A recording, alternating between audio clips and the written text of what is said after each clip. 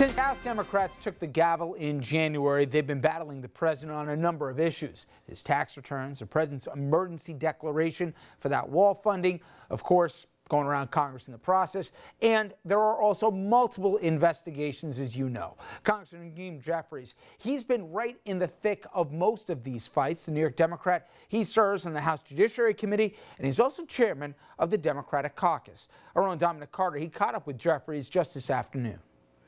And good evening to you, Richard. Congressman Jeffries is part of leadership, and he's pulling no punches. Congressman, is President Trump treating Congress like a non-co-equal branch of government? Here's where I'm going with this. The emergency declaration to get around Congress, refusing to hand over his tax returns. Is the president treating Congress like a non-co-equal branch of government? Yes, and Donald Trump clearly continues to conduct himself as an individual with authoritarian tendencies. He does not understand that the House is a separate and co-equal branch of government. We don't work for Donald Trump. We work for the American people. We have a constitutional responsibility to serve as a check and balance on an out-of-control executive branch. Wherever possible, we will continue to try to find common ground with Donald Trump to lower health care costs and enact a real infrastructure plan. Here's what House Democrats will not do. We will never bend the knee to Donald J. Trump, the first of his name. This is a democracy. It is not a monarchy. Congressman, do you believe President Trump is trying to disenfranchise Congress? The president thinks that only he can solve problems on behalf of the American people. That's not my observation. Those are his words. But the founding fathers conducted a system of government where Congress has the power of the purse, where Congress is the entity that legislates and enacts laws. The executive branch is designed to solely implement those laws. The president really doesn't get that, but we are going to clearly make sure that he understands at the end of the day, we will work cooperatively wherever possible, but we will not work for him. That's not our job.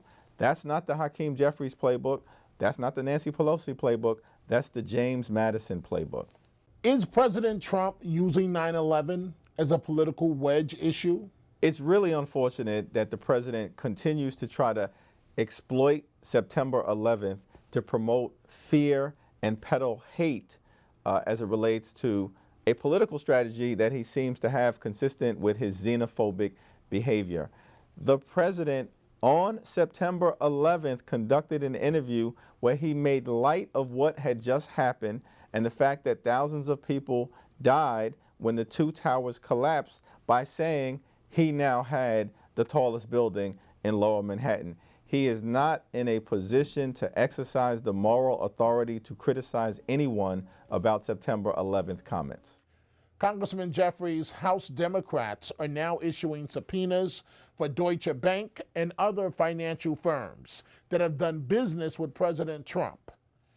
Is the Mueller probe the Super Bowl, or are all the other probes just as potentially damaging? Well, the Mueller probe is simply the tip of the iceberg. We know that there are ongoing investigations that are taking place by the New York State Attorney General's office, led by Tish James, the Southern District of New York prosecutors, led by career individuals from the Department of Justice, as well as the Manhattan District Attorney's office. It's going to take a while to sort through the crime spree that seems to accompany Donald Trump in whatever he does, whether that was as a business person, a candidate, and now as the President of the United States of America, given the ethical scandals after ethical scandals after ethical scandals connected to his cabinet. So we'll see where this all goes, but the release of the Mueller report is the beginning, it's not the end. Congressman Hakeem Jeffries in an interview with us today. Reporting from Brooklyn, I'm Dominic Carter. Richard, let's go back to you in the studio. When we come back here, as the measles outbreak spreads, and it is, we're going to take a look how local leaders are responding as they try, keyword try, to stop the spread of the disease. We'll also explain how all this could have been prevented.